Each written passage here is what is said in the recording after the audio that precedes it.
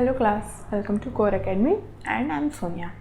ये हमारा सेट्स का सेकंड लेक्चर है। पर हम देखते हैं कि हमने लास्ट क्लास में क्या पढ़ा था। ओके, तो हमने प्रीवियस क्लास में क्या देखा था? हमने देखा था कि सेट क्या होता है, राइट? सेट क्या होता है हमारा? Set is a well defined collection of object. तो हमने पढ़ा था डेफिनेशन ऑफ सेट पढ़ा था हमने देखा था कि सेट क्या होता है, कि कौन कौन से कलेक्शन सेट कहलाते हैं, कौन से कलेक्शन सेट नहीं होते। तो हमने देखा था कि ऐसे कलेक्शन जो कि वेल डिफाइंड हो, मतलब जो कि पर्सन टू पर्सन चेंज नहीं होते, वो कलेक्शन हमारे सेट होते हैं। ओके, एंड जो चेंज होते हैं वो हमारे सेट नहीं होते। ओके, एंड इसके बाद हमने देखा था कि सेट जो होते हैं, हम सेट के कुछ टाइप होते हैं। जैसे कि कुछ सेट होते हैं वो फाइनाइट सेट होते हैं। फाइनाइट सेट क्या होता है? जिसमें हमारे नंबर ऑफ एलिमेंट्स मतलब उस सेट के अंदर जितने भी ऑब्जेक्ट्स हैं या फिर मेंबर्स हैं, वो हम उनको एलिमेंट भी बोलते हैं। तो हम देखते हैं कि नंबर ऑफ एलिमेंट्स जितने होते हैं सेट में, अगर वो फाइनाइट है कोई, मतलब हम उनको काउंट कर सकते हैं, फिर कोई नंबर दे सकते हैं उनको, हम बोल सकते हैं कि यहाँ पे सिर्फ n नंबर ऑफ एलिमेंट्स है। ऐसे सेट हमारे फाइनाइट सेट होते हैं। ओके, एंड जिन सेट में हमें पता ना हो, हम डिफाइन ना कर सकें उसके नंबर ऑफ एलिमेंट्स को डिफाइन ना कर सकें, जहाँ पे इनफाइनाइट नंबर ऑफ एलिमेंट्स होते हैं, ऐसे सेट हमारे इनफाइनाइट सेट होते हैं, राइट? एंड फिर हमारा तीसरा था एम्प्टी सेट। एम्प्टी तो हम बोल के ही समझ सकते हैं, वर्ड से ही, कि एम्प्टी का क्या मतलब होता है हमारा? खाली, राइट? तो एम्प्टी हमारा नल सेट होता है, मतलब जिसमें कोई भी एलिमेंट ना हो, वो हमारा एम्प्टी सेट होता है, राइट? उसके बाद हमने देखा था रिप्रेजेंटेशन ऑफ सेट्स। हम कितने तरीके से रिप्रेजेंट करते हैं सेट को? हम सेट को दो तरीके से रिप्रेजेंट करते हैं। पहला हमारा होता है रोस्टर फॉर्म, और क्या बोलते हैं इसको? हम इसको टेबुलर फॉर्म भी बोलते हैं, राइट? तो हमारा रोस्टर फॉर्म क्या होता है? जहाँ पे हम सारे एलिमेंट को एक कर्ली ब्रेसेस के अंदर मतलब लिस्टिंग कर देते हैं, जहाँ पे हम सारे एलिमेंट इस तरह से, जैसे हमने कोई सेट लिख दिया ABCD, ये हमारा कोई सेट था A। तो इस तरीके से जब हम सारे एलिमेंट को लिस्ट करके लिखते हैं, तो इस टाइप का रिप्रेजेंटेशन हमारा रोस्टर फॉर्म होता है। ओके, तो एंड दूसरा हमारा रिप्रेजेंटेशन क्या होता है?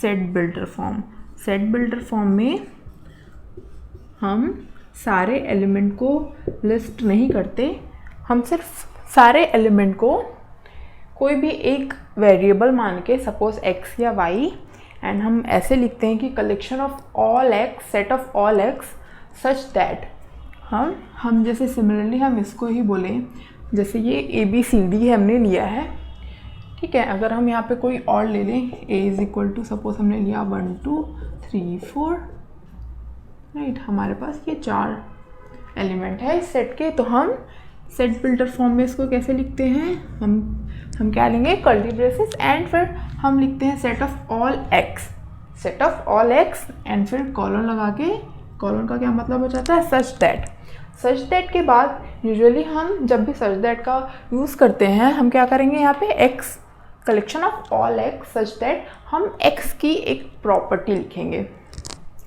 एक्स क्या है यहाँ पे? एक्स हमारा यहाँ पे इस सेट का एलिमेंट है। हर एक एलिमेंट को हम x से डिनोट कर रहे हैं यहाँ पे, एंड उन सारे एलिमेंट का कलेक्शन हमारा ये सेट बन रहा है। तो हम देखेंगे कि यहाँ पे ये जो चारों एलिमेंट हैं इसके, उनमें क्या कॉमन है। तो हम देख सकते हैं कि ये नेचुरल नंबर है चारों, राइट? चारों नेचुरल नंबर है, एंड हमारा नेचुरल नंबर 1 से ही स्टार्ट होता है, करेक्ट? तो हम क्या लिख सकते हैं यहाँ पे?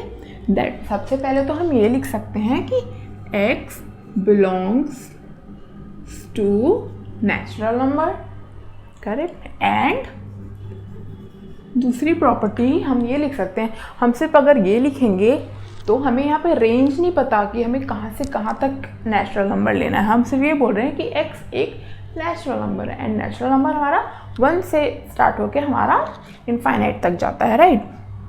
तो हम यहाँ पे एक इसको रेंज देंगे। हमारा रेंज क्या हो जाएगा, हमारा नेचुरल नंबर 1 से स्टार्ट हो रहा है तो हम यहाँ 1 लेंगे and greater than equal to x and greater than equal to हमारा क्या है यहाँ पे 4 है। तो हम यहाँ पे एंड ये हमारा ब्रैकेट क्लोज हो जाएगा।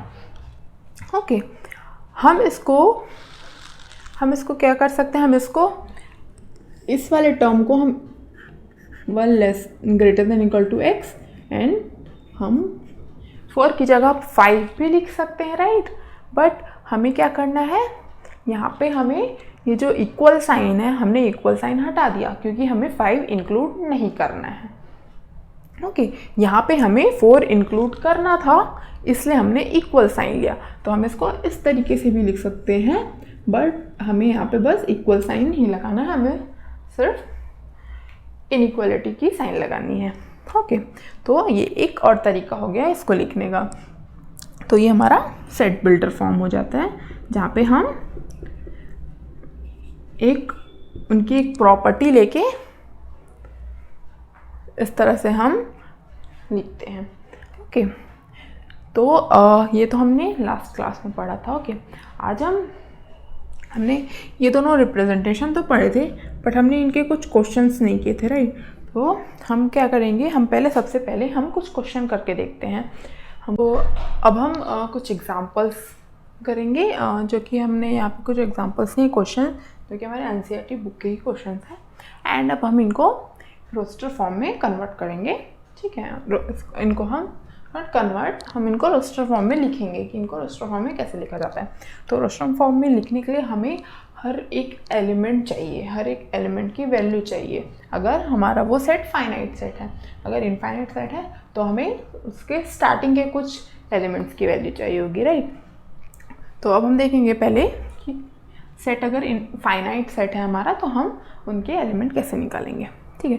तो हमारा जो पहला एग्जांपल है, हमें दिया गया है कि C कोई सेट है जो कि collection of all x such that, हमें प्रॉपर्टी क्या दी गई है उस हर एक एलिमेंट की कि जो उनमें एलिमेंट है x is a 2 digit number such that sum of its digit is 8।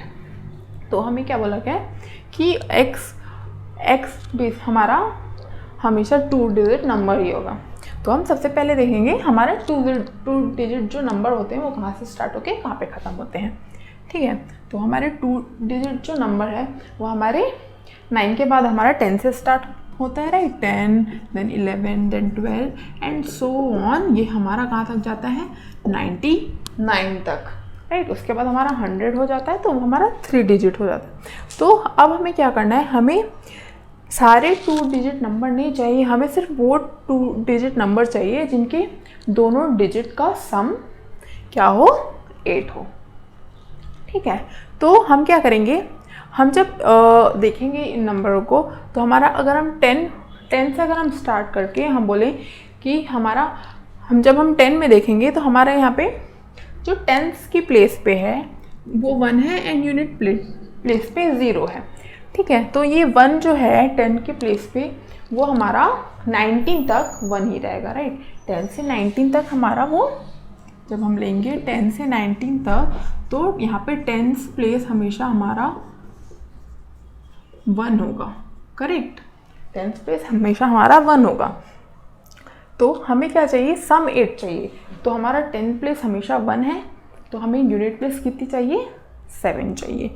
तो हम इसमें से हमें क्या मिलेगा, हमें 17 मिलेगा, 17 जो कि इस सेट का एलिमेंट होगा, करेक्ट। अब सिमिलरली जब हम आगे बढ़ेंगे तो हमारा 10 प्लेस इंक्रीज होते जाएगा। पहले यहाँ 1 था 10 से 19, फिर हम 20 से 29 देखेंगे तो वो 2 हो जाएगा, करेक्ट। तो जब हमने 1 लिया, 1 था हमारा तो हमें 7 चाहिए था बिकॉज 1 + 7 हो गया हमारा 8 हो गया, इसलिए हमें यहाँ पे 17 मिल गया। उसके बाद हमने 10th प्लेस को क्या किया 2 कर दिया।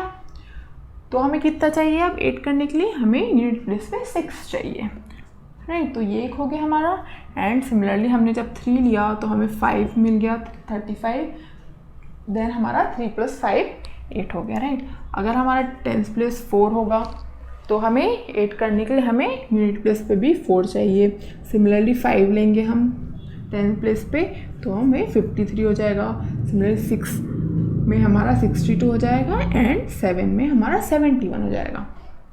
नाउ 7 तक तो हमने 7 1 8 हो गया।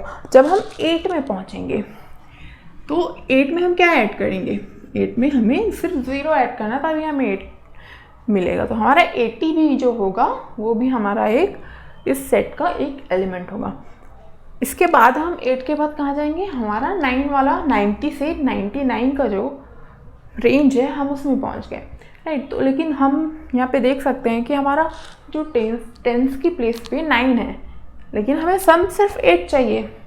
तो यहाँ पे हमारा सम 8 पॉसिबल ही नहीं है, तो इसलिए हमारा ये सेट यहीं पे ही ख़त्म हो जाएगा।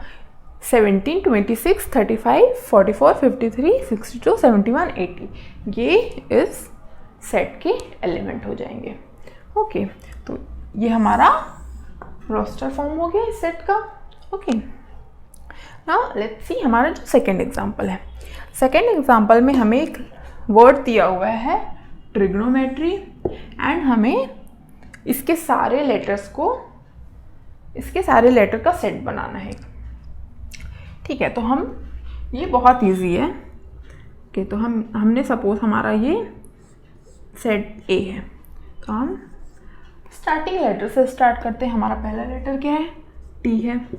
फिर हम दूसरा लेटर लेंगे आर, कॉमा, सब में हम कॉमा लगाते जाएंगे। हम रोस्टर फॉर्म का सबसे मतलब इम्पॉर्टेंट है, ये सबसे इम्पॉर्टेंट चीज़ है कि हमें हर एलिमेंट के बीच में कॉमा लगाना है। हर 2 एलिमेंट के बीच में कॉमा होना चाहिए तुम्हारा। ये इसको सेपरेट करते हुए हमें सारे एलिमेंट अलग से दिखने चाहिए। हर 2 एलिमेंट के बीच एक कॉमा होना ज़रूरी है, नहीं तो अगर हम ये कॉमा हटा देंगे तो ये दोनों एलिमेंट मिलके एक ही एलिमेंट हो जाएगा। हम उन दोनों को अलग एलिमेंट काउंट नहीं कर पाएंगे। ठीक है, तो हम यहाँ पे भी कॉमा लगाते जाएंगे। टी, आर, फिर थर्ड लेटर हो जाएगा हमारा आई हो गया। फिर हम देखेंगे जी।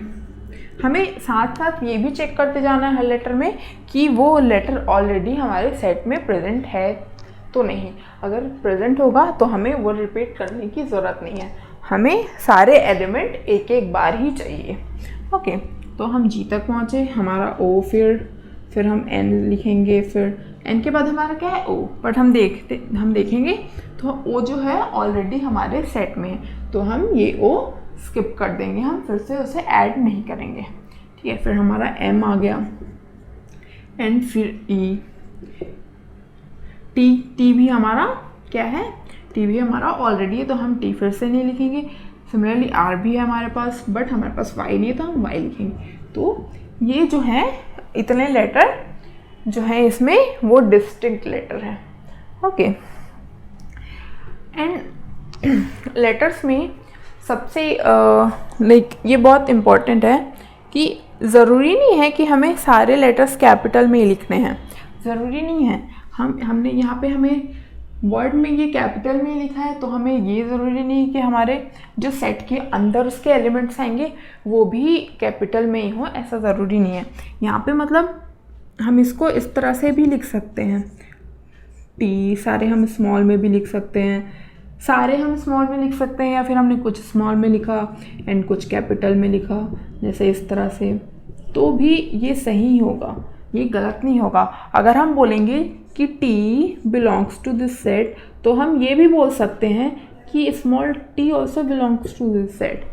ठीक है, ये टी एंड ये टी कैपिटल हो या स्मॉल हो वो टी ही है, वो हमारा डिफरेंस नहीं आएगा कि वो हमारा इस सेट में है कि नहीं। वो कैपिटल टी लिखें हम, चाहे वो स्मॉल टी लिखें, चाहे कैपिटल आर लिखें, चाहे वो स्मॉल आर लिखें, वो हमारा एक लेटर ही होगा, आर ही होगा। हम उसको आर की तरह ही देखेंगे। हमें इस चीज़ से फ़र्क नहीं पड़ेगा कि वो कैपिटल में लिखा है या स्मॉल में लिखा है। ओके, तो ये हो गया हमारा सेकेंड एग्जाम्पल। हमारा थर्ड एग्जाम्पल देखते हैं। थर्ड एग्जाम्पल है हमारा डी, हमारा सेट है जिसमें एक्स का जो कलेक्शन है सेट है उसमें x हमारा, x की प्रॉपर्टी है कि x एक प्राइम नंबर है सबसे पहले तो, ठीक है। प्राइम नंबर क्या होता है? प्राइम नंबर वो होता है जो किसी से भी, जिसके फैक्टर, बेसिकली जिसका फैक्टर सिर्फ 1 हो, जो सिर्फ 1 से डिवाइड हो सकता है, किसी से भी डिवाइड नहीं हो सकता, जिसका फैक्टर सिर्फ वो खुद होता है एंड 1 होता है। तो हमें बोला गया है कि x एक प्राइम नंबर है एंड ऑल्सो वो 60 का डिविज़र है। ओके, डिविज़र मतलब वो 60, मतलब सपोज हमें बोला जाए x का डिविज़र है 60 का डिविज़र है x, सॉरी, तो हम ये बोल सकते हैं, मतलब लाइक जैसे हम बोल सकते हैं कि 10 100 का डिविज़र है, मतलब 100 10 से डिविजिबल है। तो मैं आप बोल सकते हैं कि 60 जो है हर x से, जो हर वो उस सेट के जो हर एलिमेंट है उससे डिवाइड होगा। ओके, तो हम क्या करेंगे यहाँ पे, इस टाइप के क्वेश्चन करने का एक बहुत इजी तरीका होता है कि हम क्या करेंगे, जो भी हमें नंबर दिया हुआ है हम उसका फैक्टराइजेशन कर लेंगे, प्राइम फैक्टराइजेशन जो होता है। तो हम प्राइम फैक्टराइजेशन कर लेते हैं 60 का, एंड फिर हम देखेंगे कि उसमें जो जो प्राइम फैक्टर हैं हम उसका सेट बना लेंगे, ठीक है। तो 60 का लेंगे तब हम, तो सबसे पहले हम क्या करेंगे, इसको पहले सबसे पहले 2 से डिवाइड करेंगे, तो हमें 30 मिलेगा, देन 2 से 15, देन 3 से 5, देन 5 से 1। ओके, 2 2 ज़ा 4, 4 3 ज़ा 12, 12 5 ज़ा 60। तो 60 का प्राइम फैक्टराइजेशन क्या हो गया हमारा, 2 इंटू 2 इंटू 3 इंटू 5। ओके, तो इसमें से हम बोल सकते हैं कि हमारे जो चारों नंबर है 2 2 3 एंड 5, ये चारों हमारे प्राइम नंबर हैं, करेक्ट, ये चारों हमारे प्राइम नंबर हैं। बट जब हम इस सेट को लिखेंगे तो हम कैसे लिखेंगे इसको, हम 2, 2, 2, 3, 5 नहीं लिखेंगे, इसमें 4 एलिमेंट नहीं होंगे हमारे पास, यहाँ पे सिर्फ 2 3 एंड 5, ये सिर्फ 3 एलिमेंट होंगे। क्यों? क्योंकि यहाँ पे हमारे 2 रिपीट हो रहा है, राइट, लेकिन हमारा सेट में कोई भी एलिमेंट रिपीट नहीं होता। अगर हमने एक 2 ले लिया यहाँ पे एक एलिमेंट की तरह, तो हमें दूसरा 2 लेने की ज़रूरत नहीं है, ठीक है। तो इसलिए हमारा सिर्फ 3 एलिमेंट होंगे इस सेट में। तो ये हमारा आंसर हो जाएगा कि इस सेट को हमने रोस्टर फॉर्म में कैसे लिखा, ठीक है। अब हम कुछ एग्जांपल्स लेके देखेंगे कि हम सेट बिल्डर फॉर्म में कैसे लिखते हैं किसी भी सेट को, ठीक है। तो हमने जो पहला सेट लिया है, हमारा सेट के एलिमेंट क्या है, हमारे 2 4 8 16 और 32, ठीक है। तो सबसे पहले तो हम क्या नोटिस करेंगे इसमें कि सारे हमारे क्या है, इवन नंबर है, right, 2b 4 8 and 16 and 32, and ये हमारा एक फाइनाइट सेट है, राइट। तो उसके बाद हम क्या देखेंगे, इवन नंबर है तो ये पॉसिबल है ये सारे 2 के, मतलब ये बोल सकते हैं हम कि ये सारे 2 के मल्टीपल हैं, करेक्ट, ये सारे 2 के मल्टीपल हैं। बट अगर हम देखेंगे तो ये 2 1 ज़ा 2, 2 2 ज़ा 4, यानी कि 2 4 ज़ा 8, ये क्या होगा हमारा 2 1 ज़ा 2, ये हो जाएगा हमारा 2 2 ज़ा 4, ये हो जाएगा हमारा 2 4 ज़ा 8, ये क्या हमारा 2 इंटू 8 16, ये क्या हमारा 2 इंटू 16, करेक्ट। हम क्या देख रहे हैं, हमारा ये तो 2 इंटू 1 है, बट ये जो हमारा पहला नंबर था इसके 4 के पहले का, उसमें हम अगर 2 मल्टीप्लाई कर रहे हैं तो हमें 4 मिल रहा है। फिर सिमिलरली 4 में अगर हम 2 मल्टीप्लाई कर रहे हैं तो हमें 8 मिल रहा है। सिमिलरली 8 में 2 मल्टीप्लाई कर रहे हैं तो हमें 16 मिल रहा है। मतलब हम देख सकते हैं कि इस सेट के जो एलिमेंट्स हैं वो सारे, जैसे हम इस 2 को क्या लिख सकते हैं, 2 दी पावर 1 लिख सकते हैं, एंड 4 को सिमिलरली हम क्या लिख सकते हैं, 2 स्क्वायर लिख सकते हैं, करेक्ट। एंड 8 हमारा क्या हो जाएगा 2 इंटू 4, एंड 4 क्या हमारा 2 स्क्वायर है। हम ये बोल सकते हैं कि ये सारे नंबर्स को हम 2 के पावर के फॉर्म में लिख सकते हैं, राइट। जैसे कि हमारा 2 दी पावर 1 हो गया, एंड सिमिलरली 16 हमारा 2 दी पावर 4 हो जाएगा, एंड 32 हमारा टू द पावर 5 हो जाएगा। करेक्ट। तो ये हमारा इसमें अब कॉमन क्या हो गया कि जो सारे नंबर हैं वो टू द पावर समथिंग के फॉर्म में हम उनको लिख सकते हैं। करेक्ट। तो हम इस सेट को, अगर हमने सपोज ये सेट हमारा ए है, ओके, तो हम इस सेट को क्या लिख सकते हैं, किस तरह से लिख सकते हैं कि ए, सबसे पहले तो इनिशियल हम इसको स्टार्ट कर सकते हैं। तो यहाँ पे हमारा, हम इसको कलेक्शन ऑफ एक्स ना लिख के हम क्या लिखेंगे, इसको collection of two the power x, collection of two the power x, क्योंकि यहाँ पे हम देखेंगे कि 2 सब में कॉमन है।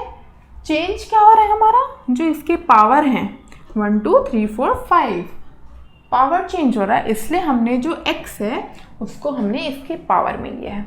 तो इसलिए हम लिखेंगे इसको a is equal to set of all two the power x such that, अब हम इसमें x की वैल्यू या उसकी कोई प्रॉपर्टी डालेंगे या फिर हम उसका रेंज डिसाइड करेंगे कि हमें x को यहाँ से यहाँ तक ही लेना है।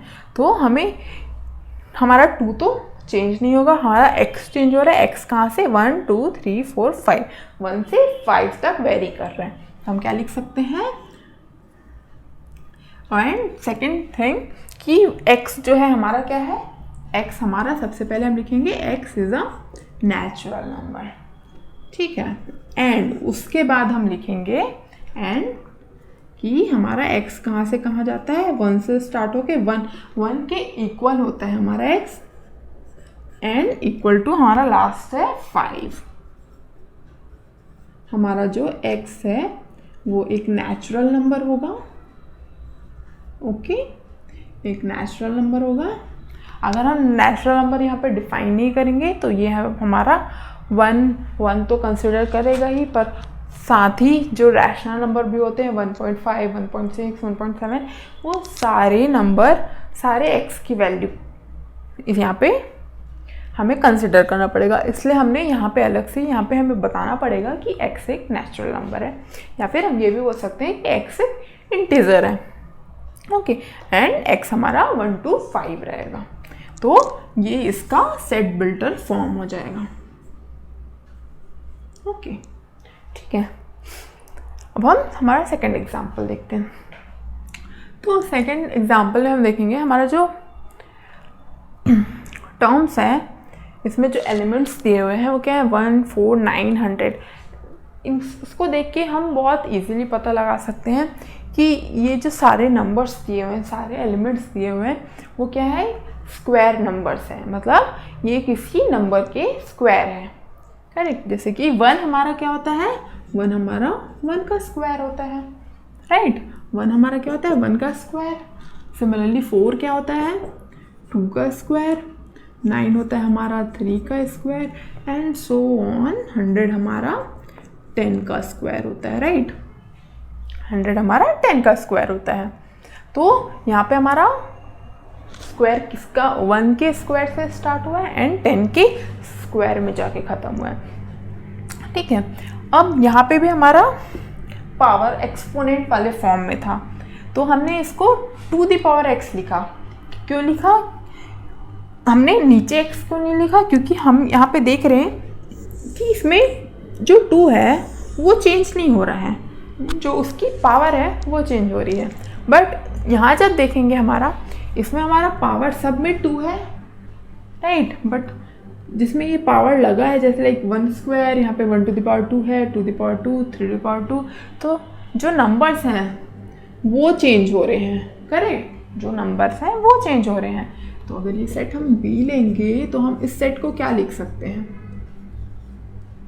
अगर हमारा B सेट है तो हम क्या लिखेंगे, हमारा चेंज क्या हो रहा है, हमारे नंबर्स चेंज हो रहे हैं, तो इसलिए हम यहाँ पे लिखेंगे x and x to the power 2, क्योंकि यहाँ पे सारे में स्क्वायर है, राइट। इसलिए हम x टू द पावर 2 लेंगे, यहाँ पे x हमारा चेंज होगा।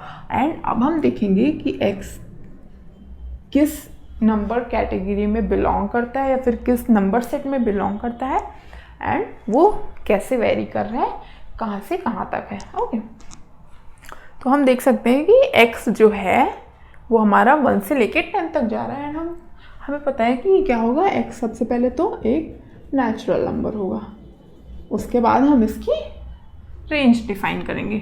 स्टार्ट कहाँ से हो रहा है, ये 1 से स्टार्ट हो रहा है इंक्लूड करके, तो इसलिए equal to x and greater than equal to 10। ये 1 से स्टार्ट होके 10 पे जा रहा है, तो ये हमारा सेट हो जाएगा एंड ये उसका सेट बिल्डर फॉर्म हो जाएगा। ओके, जैसे कि हमें बोलने से ही समझ आ रहा है इक्वल मतलब हमें अगर दो सेट दिए हुए हैं तो वो दोनों सेट इक्वल कैसे होंगे। ठीक है, हमें ये देखना है कि दो सेट इक्वल कैसे होते हैं। सपोज हमें दो सेट दिया हुआ है ए एंड बी, तो हमें देखना है कि ये दोनों सेट इक्वल होंगे कि नहीं। तो कोई भी दो सेट इक्वल होने के लिए ज़रूरी क्या है, सबसे पहले तो ये ज़रूरी है कि कोई भी दोनों सेट में कोई भी एक भी एलिमेंट ऐसा नहीं होना चाहिए जो कि दूसरे सेट में ना हो। मतलब अगर x ए सेट में बिलोंग करता है, x अगर ए सेट में बिलोंग करता है तो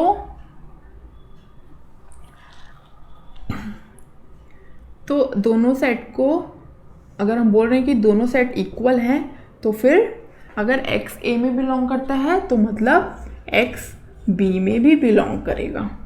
ओके, मतलब एक तरीके से हम ये बोल सकते हैं कि दो सेट को इक्वल होने के लिए x के सारे एलिमेंट, सारे मतलब सारे, कोई एक भी नहीं छोड़ना चाहिए, सारे एलिमेंट b में होने चाहिए एंड b के सारे एलिमेंट a में होने चाहिए। ओके, मतलब अगर हम बोलें कि अगर a में हमारा suppose a b c d है, ओके, a में हमारा ये चारों एलिमेंट हैं, तो हम अगर बोलें कि हम बोलें कि b में हमारा suppose x y z and a है। ओके, तो हम देखेंगे कि इसमें का सिर्फ a, अगर हम ए सेट में देखेंगे तो इसका एलिमेंट a b में है बट b नहीं है। तो जैसे हमें एक एलिमेंट भी अगर मिल गया, जैसे b जो है a में है बट वो b में नहीं है, तो हम बोल सकते हैं कि ये दोनों सेट इक्वल नहीं है। अगर कोई एक भी एलिमेंट मिल गया जो एक सेट में है बट दूसरे सेट में नहीं है, तो वो दोनों सेट इक्वल नहीं होते, अगर एक भी एलिमेंट ऐसा मिल जाए तो। ठीक है, तो मतलब अगर इसमें 4 एलिमेंट है एंड इसमें 4 एलिमेंट है, तो चारों के चारों एलिमेंट एक दूसरे से सिमिलर होने चाहिए। मतलब इसके चारों एलिमेंट इसके चारों एलिमेंट के इक्वल होना चाहिए। अगर इसमें ए बी सी डी है तो इसमें भी ए बी सी डी हो, भले ही ये किसी भी ऑर्डर में हो, चाहे ये बी सी डी ए लिखा हो तो भी चलेगा, चाहे ये डी ए बी सी लिखा हो तो भी चलेगा। बट क्योंकि सेट में ऑर्डर मैटर नहीं करता, एलिमेंट को हम किसी भी ऑर्डर में लिख सकते हैं। बट जैसे अगर इसमें ए बी सी डी है तो इसमें भी ए बी सी डी होना चाहिए, चारों एलिमेंट सिमिलर होना चाहिए। एक भी मतलब ए के सारे एलिमेंट बी में होने चाहिए, बी के सारे एलिमेंट ए में होने चाहिए। एंड इस तरह से हम ये भी बोल सकते हैं कि number of elements in A is equal to number of elements in B. ठीक है, and number of elements in any set हम कैसे डिस्क्राइब करते हैं, अगर हमें number of elements in A चाहिए तो हम इसको क्या लिखते हैं, एन ऑफ ए। ये होता है हमारा number of elements in set A. Okay,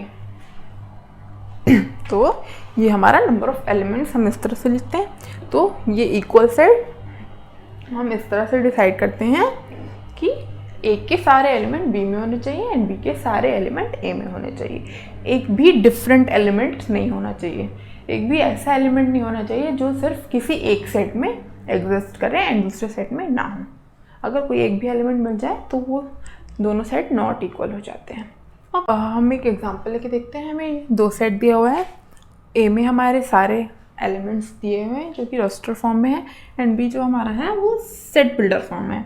तो पहले तो हमें क्या करना पड़ेगा, हमें अगर सेट कंपेयर करना है तो हमें जो बी को है उसको भी रोस्टर फॉर्म में कन्वर्ट करना पड़ेगा, क्योंकि हमें सारे एलिमेंट देखने हैं कि वो ए में एग्जिस्ट करते हैं कि नहीं, ए के एलिमेंट बी में एग्जिस्ट करते हैं कि नहीं। तो हमारा बी क्या है, बी हमारा क्या है, set of all x such that x is positive even integer. तो पॉजिटिव इवन इंटीजर, तो पहली बात तो वो पॉजिटिव है, मतलब x हमेशा 0 से बड़ा होगा, और वो इंटीजर है, मतलब हमारा जो पॉजिटिव इवन इंटीजर्स होते हैं वो हमारे कहाँ से स्टार्ट होंगे, 2 से स्टार्ट होंगे, क्योंकि 0 के बाद हमारा पहला इवन इंटीजर क्या होता है, 2 होता है। तो हमारा क्या होगा, ये 2, 4, 6, 8 एंड सो ऑन, ये चलते जाएगा। बट हमें क्या बोला गया है कि x जो है वो हमारा 12 से छोटा है या 12 से इक्वल है, 12 के इक्वल है, right. x is less than और इक्वल टू 12, मतलब हम क्या बोलेंगे कि ये 8 के बाद 10 में जाएगा एंड 12 में जाएगा एंड यहीं पे स्टॉप हो जाएगा, मतलब ये 2 से स्टार्ट होके 12 में ख़त्म हो गया। मतलब हम बोल सकते हैं कि b हमारा क्या हो जाएगा फिर 2, 4, 6, 8, 10 एंड 12। तो ये हमारा सेट हो जाएगा b का, ठीक है। अब हम देखेंगे कि a और b इक्वल है कि नहीं, ठीक है। तो सबसे पहला एलिमेंट हम देखेंगे 2 दोनों में है, 4 दोनों में है, 6 दोनों में है, 8 दोनों में है, 10 दोनों में है, बट 12 जो है वो सिर्फ b में है, a में नहीं है। तो हम क्या बोलेंगे कि हमारा a जो है वो b के इक्वल नहीं है, ठीक है। बट हम ये दोनों को इक्वल कैसे बना सकते थे, अगर हमारा जो ये 12 है x इज लेस देन और इक्वल टू 12, अगर ये 12 की जगह 10 होता या फिर 11 भी होता, 10 और 11 कुछ भी होता, तो जो ये 12 है ये हमारा इस सेट में नहीं आता, करेक्ट। क्योंकि अगर हम 10 लेते तो हमारा लास्ट नंबर 10 हो जाता, ऑल्सो अगर हम 11 लेते तो भी हमारा लास्ट नंबर 10 हो जाता, क्योंकि हम 11 तो नहीं ले सकते, राइट। 11 तो नहीं ले सकते क्योंकि 11 हमारा इवन इंटीजर नहीं होता, तो हमारा तो भी लास्ट नंबर हमारा 10 होता, तो हमारे पास 2, 4, 6, 8, 10 होता, एंड जो कि हमारा a के भी सेम एलिमेंट है। तब इस केस में हमारा a is equal to b होता, तब उस केस में हमारा ये दोनों सेट इक्वल हो जाता, ओके। 2 सेट लेते हैं कोई, ओके। तो हमारा x जो होगा, सपोज एक सेट है हमारा, x जो है वो क्या है, set of all vowels in English alphabet, okay. Vowels हमारे कितने हो जाएंगे, 5 वॉवेल्स होते हैं हमारे पास, a, e, i, o, u।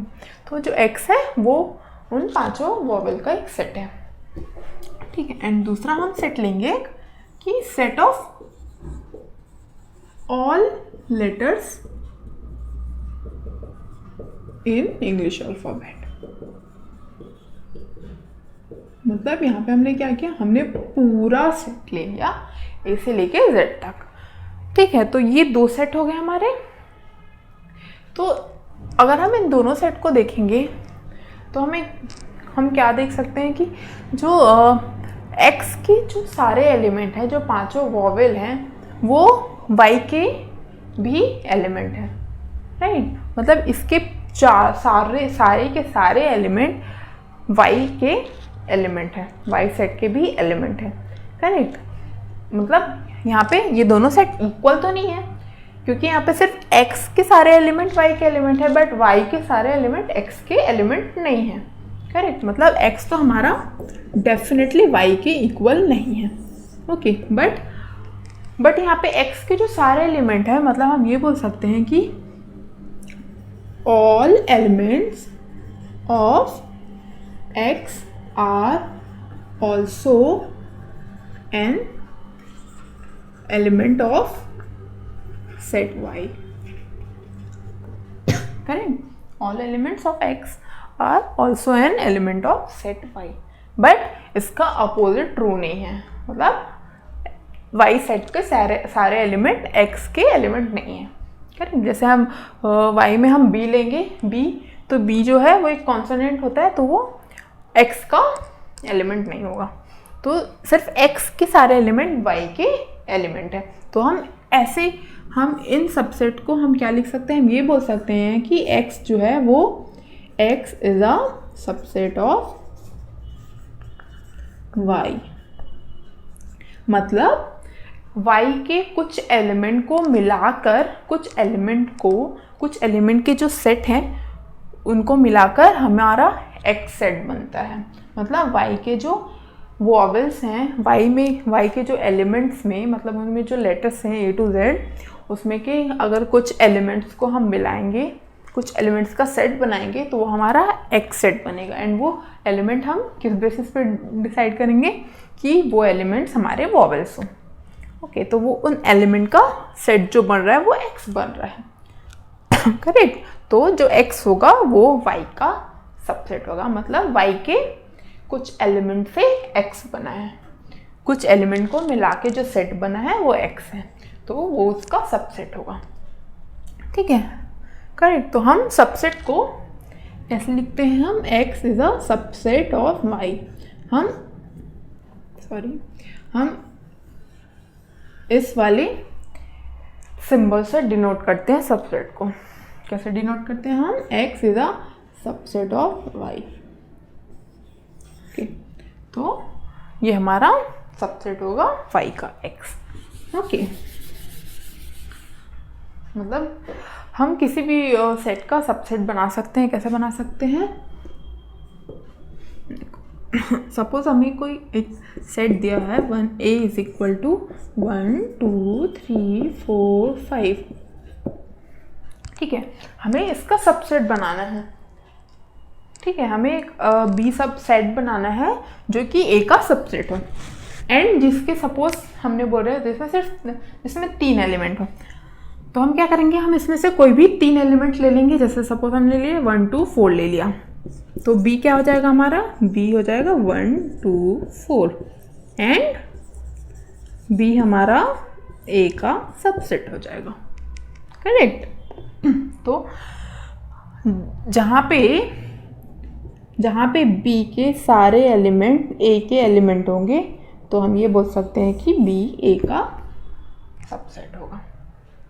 Okay, तो ये सबसेट हम देख सकते हैं। हम जैसे हमने इक्वल सेट देखा, हमने इक्वल सेट हम कैसे डिसाइड करेंगे कि 2 सेट इक्वल हैं कि नहीं, वैसे ही हम सबसेट भी देख सकते हैं। अगर हमें 2 सेट दिया हुआ तो हम देख सकते हैं कि अगर जिसका जो हम बोल रहे हैं कि x y का सबसेट होगा कि नहीं, तो हम ये देख सकते हैं कि x के सारे एलिमेंट y में प्रेजेंट हैं कि नहीं। ओके, अगर हम ये एग्जांपल जब ले रहे हैं तो हम ये बोल रहे हैं कि x जो है वो y का सबसेट है, बट जो x है वो y के इक्वल नहीं है। करेक्ट। तो जो इस टाइप की सिचुएशंस होती हैं जहाँ पे x y का सबसेट तो होता है बट वो y के इक्वल नहीं होता, मतलब y में अभी भी कुछ ऐसे एलिमेंट हैं जो x में नहीं है, बट x के सारे एलिमेंट y में प्रेजेंट है। ठीक है, तो इस टाइप के सबसेट को हम क्या बोलते हैं? Proper subset of y। यहाँ पे x क्या हो जाएगा हमारा? Proper subset of y। And y क्या है? हम y को हम क्या बोल सकते हैं? y is a superset of x। मतलब सब हमारा क्या है जो उसके अंडर में आ रहा है, मतलब y के कुछ एलिमेंट को बना के जो सेट बन रहा है वो उसका सबसेट हो रहा है। एंड सिमिलरली हमारा x is a superset of x, मतलब x में y x का सुपरसेट है। कैसे? x के एलिमेंट को में कुछ और एलिमेंट मिला के हमारा y बन रहा है। करेक्ट। यहाँ पे क्या हो रहा है? x जो है वो y के कुछ एलिमेंट्स लेके उसको सेट बना रहा है, वो हमारा x बन रहा है, वो सबसेट बन रहा है। यहाँ पे क्या हो रहा है? y जो है वो x के सारे एलिमेंट को लेके उसमें कुछ एलिमेंट ऐड करके जो सेट बना रहा है वो उसका सुपर सेट होगा। ठीक है, तो ये क्लियर हो गया सबको कि सबसेट क्या होता है? Proper subset. जब ये सिचुएशन होगी कि एक्स वाई का सबसेट तो है बट एक्स वाई के इक्वल नहीं है, तो ऐसी सिचुएशन में हम ये बोलेंगे कि एक्स वाई का प्रॉपर सबसेट होगा एंड वाई एक्स का सुपरसेट होगा। मतलब सबसेट एंड सुपरसेट एक दूसरे के अपोजिट होंगे। अगर एक्स वाई का सबसेट है तो वाई एक्स का सुपरसेट हो जाएगा। ओके, क्लियर है सबको? ठीक है, अब इसके बाद हम देखेंगे कि जो नंबर्स होते हैं हमारे पास, जैसे हमने नंबर के कुछ सेट्स प्रीडिफाइंड है, जैसे नेचुरल नंबर हो गया हमारा, रियल नंबर एंड इंटीजर जो होते हैं, इसके हमारे पास ऑलरेडी पहले से सेट डिफाइंड होता है, राइट। हम ये देखेंगे कि कौन सा सेट उनमें से किसका सबसेट है एंड कौन सा किसका सबसेट नहीं है। ओके, तो सबसे पहले तो हमारा जो सेट ऑफ नेचुरल नंबर होता है, सेट ऑफ नेचुरल नंबर क्या होता है? N, set of natural number, right. And natural number क्या होता है? इसको हम कैसे लिखेंगे? रोस्टर फॉर्म में 1 2 3 एंड सो ऑन, करेक्ट। तो ये हमारा n हो गया। उसके बाद n के बाद हम क्या लेते हैं? इंटीजर। सॉरी, इंटीजर को हम किस तरह से लिखते हैं? इंटीजर को हम z से डिनोट करते हैं, राइट। ये क्या होता है हमारा? Set of integers. And integers कैसे लिखते हैं हम? Dot dot -3 -2 -1 0 1 2 3 and dot dot, and इस तरह से हमारा इंटीजर का सेट होता है। एंड उसके बाद क्या होता है हमारा? रैशनल नंबर होता है, राइट। क्यू, जिसे हम क्यू से डिनोट करते हैं। एंड हम ये कैसे लिखते हैं? अगर हम क्या बोलते हैं इसको? Set of all x such that x is equal to p by q. Rational number हमारा पी बाई क्यू फॉर्म में होता है, correct. And p and q are integers, correct. P और क्यू हमारा क्या होगा? इंटीजर्स होगा। एंड एक और क्या होता है हमारा? Q is not equal to 0। ये हमने पहले पढ़ा हुआ है रैशनल नंबर क्या होता है। तो हम इस तरह से रैशनल नंबर के सेट को लिखते हैं। ओके, ये क्या है हमारा? Set of rational numbers.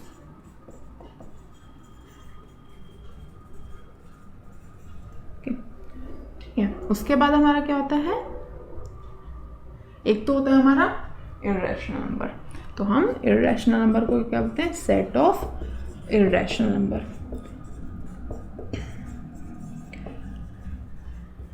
इसको हम ना तो इस फॉर्म में हम लिख सकते हैं, ना हम इस फॉर्म में इसको कैसे लिख सकते हैं?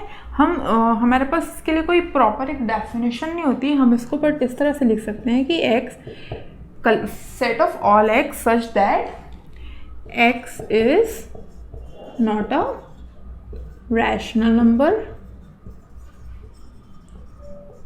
and x is a real number। मतलब irrational नंबर वो होते हैं, मतलब बेसिकली हम देखें तो रियल नंबर्स रैशनल नंबर और इर्रेशनल नंबर का कॉम्बिनेशन होता है। तो मतलब जो रियल नंबर में जो नंबर्स रैशनल नंबर नहीं है वो सारे नंबर्स इर्रेशनल नंबर हो जाते हैं। ओके, तो ये हमारा इर्रेशनल नंबर हो गया। उसके बाद हमारा लास्ट होता है, ये होता है हमारा set of real numbers. Okay, अब हम देखेंगे कि इनमें से कौन सा नंबर, कौन सा सेट कौन से दूसरे सेट का सबसेट होगा। ठीक है, तो हम देखेंगे नेचुरल नंबर जो है 1 से लेके इनफाइनाइट तक जाता है एंड इंटीजर में ये नेगेटिव से लेके -इनफाइनाइट से +इनफाइनाइट तक जाता है। तो इसमें हम देखेंगे तो ये 1 से यहाँ स्टार्ट हो, ये जो पार्ट है ये हमारा क्या है? ये सेट ऑफ नेचुरल नंबर है, राइट। तो हम ये लिख सकते हैं कि n is a subset of z, मतलब set of natural number is a subset of set of integers, correct.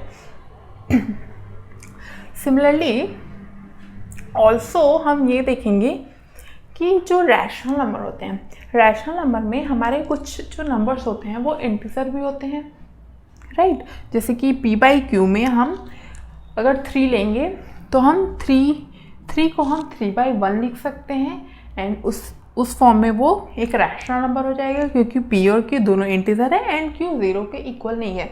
But एक तरह से 3 हमारा इंटीजर भी है एंड 3 हमारा रैशनल नंबर भी है। मतलब हम ये बोल सकते हैं कि जो सारे इंटीजर्स हैं, सारे इंटीजर्स को हम एक रैशनल नंबर के फॉर्म में लिख सकते हैं। करेक्ट। तो मतलब सारे इंटीजर जो है वो रैशनल नंबर के सबसेट होंगे। मतलब z is a subset of rational number. And natural number अगर इंटीजर का सबसेट है एंड इंटीजर अगर रैशनल नंबर का सबसेट है, तो हम ये भी बोल सकते हैं कि नेचुरल नंबर भी हमारा नेचुरल नंबर भी हमारा रैशनल नंबर का सबसेट होगा। और हम ये लिख सकते हैं कि नेचुरल नंबर हमारा इंटीजर का सबसेट है एंड इंटीजर हमारा रैशनल नंबर का सबसेट है। ओके।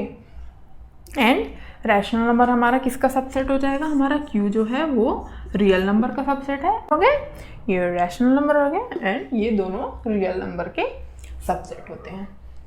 ओके, तो हमने अभी देखा कि जितने भी सारे सेट थे वो सारे एक तरह से सारे रियल नंबर के सबसेट थे, राइट। तो अब हम देखेंगे कि जो हमें इंटरवल्स अगर हमें जो दिए गए हैं सेट बिल्डर फॉर्म में, हम उनको इंटरवल के फॉर्म में कैसे लिखेंगे? Okay, as a subset of R। Okay, suppose हमें एक सेट दिया हुआ है A is equal to set of all x such that x is a rational number and x हमारा सपोज हम बोलेंगे इसको -4 से लेके ये हमारा जा रहा है x 7 तक। ओके, अब हम क्या रियल नंबर के सारे एलिमेंट हम लिख नहीं सकते, राइट। हम -4 से 7 देखें तो इनफाइनाइट रियल नंबर होंगे हमारे पास। हम नहीं डिफाइन कर सकते कि इनके बीच कितने रियल नंबर होंगे। ओके, हम ये नहीं बोल सकते कि इनके बीच 10 होंगे, 12 होंगे, 100 होंगे, 1000 होंगे, हमें नहीं पता। इनके बीच इनफाइनाइट रैशनल नंबर है। हम इनको अब इंटरवल के फॉर्म में लिखेंगे। हम देखेंगे कि इंटरवल के फॉर्म में कैसे लिखा जाता है। इंटरवल के फॉर्म में लिखने के लिए हमारे पास एक हमारा ओपन इंटरवल होता है एंड एक क्लोज्ड इंटरवल होता है। तो बेसिकली यहाँ पे जैसे हमें दिया गया है हमारा जो x है, अगर हम एक ठीक है हम नंबर लाइन लेते हैं। ओके, हमारा 0 है यहाँ पे, 1 2 3 4 5 6 7, ये हमारा 7 हो गया। -1 -2 -3, ये -4 हो गया। तो हमें बोला गया है कि जो x है वो -4 से 7 के बीच में है, ठीक है। ऑल्सो उसने ये बोला है कि x इज ग्रेटर देन और इक्वल टू -4 और लेस देन और इक्वल टू 7। मतलब x जो है वो हमारा -4 भी हो सकता है और 7 भी हो सकता है एंड इनके बीच जो जितने रियल नंबर है वो होंगे। मतलब कि जो इसके एंड पॉइंट है वो उनको भी इंक्लूड कर रहा है, दोनों एंड पॉइंट को इंक्लूड कर रहा है। तो जब हम इसका इंटरवल लिखेंगे तो हम इसको क्या लिखेंगे? हम -4, 7 लिखेंगे, ठीक है। एंड अब हम इनके ब्रैकेट डिसाइड करेंगे कि ब्रैकेट डिसाइड कैसे होगा। सबसे पहले तो जो हमारा जो स्मॉल ब्रैकेट होता है, ये जो हमारा ये स्मॉल ब्रैकेट है, ये हमारा ओपन इंटरवल के लिए यूज़ होता है। इसका मतलब ओपन इंटरवल क्या है? मतलब जहाँ पे हमारे एंड पॉइंट जो है, मतलब -4 और -7 जो है यहाँ पे वो इंक्लूड नहीं हो रहे हैं x की वैल्यू में। तो उस टाइम पे जैसे अगर हम यहाँ बोले हमारा ये क्या है, हमारा ये -4, यहाँ पे इक्वल टू का साइन नहीं है, तो यहाँ पे हमारा जो -4 है वो इंक्लूड नहीं होगा, बट अभी हम क्या करें, हम पहले हम देखेंगे कि जहाँ पे हम इंक्लूड कर रहे हैं, तो जहाँ पे दोनों एंड पॉइंट इंक्लूड होते हैं वो हमारा क्लोज्ड इंटरवल होता है। ओके, अगर एक भी एंड पॉइंट इंक्लूड नहीं हो रहा है, मतलब अगर यहाँ पे कोई भी एक साइन सिर्फ ग्रेटर देन और लेस देन होगी, मतलब इक्वल का साइन नहीं होगा, मतलब वो लास्ट वाला या फिर फर्स्ट वाला एंड पॉइंट है वो इंक्लूड नहीं कर रहा है, तो वो एक ओपन इंटरवल हो जाता है, ठीक है। ये यहाँ पे अभी हमारा जो स्टार्टिंग पॉइंट है और ये जो एंड पॉइंट है वो ये दोनों इंक्लूड कर रहा है, इसलिए ये हमारा क्लोज्ड इंटरवल होगा। एंड हम यहाँ पे ये वाला ब्रैकेट यूज़ करेंगे, ठीक है, ये ब्रैकेट ये डिनोट करता है कि ये इंटरवल क्लोज्ड है एंड इस इंटरवल में -4 एंड 7 के बीच जितने रियल नंबर हैं वो सेट ए में आएंगे इंक्लूडिंग -4 एंड 7। ठीक है, इसको हम बोलेंगे all real numbers between -4 and 7 including -4 and 7। Okay, तो ये हमारा क्लोज्ड इंटरवल होगा, जहाँ पे इसके दोनों एंड पॉइंट इंक्लूड हो रहे होंगे, वो क्लोज्ड इंटरवल होगा। ठीक है, व्हाट इफ अगर इसके एक साइड, अगर सपोज दोनों साइड इंक्लूड नहीं होंगे, मतलब -4x 7 है, यहाँ पे हम देखेंगे कि दोनों साइड इंक्लूड नहीं हो रहे, तो हम इसको ओपन इंटरवल में लिखेंगे -4, 7। ठीक है, ये स्मॉल ब्रैकेट में तो हम इसको लिखेंगे, मतलब ये ओपन इंटरवल में है, मतलब इसमें सारे नंबर होंगे -4 से 7 के बीच के सारे रियल नंबर होंगे, बट -4 और 7 को इंक्लूड नहीं करेगा।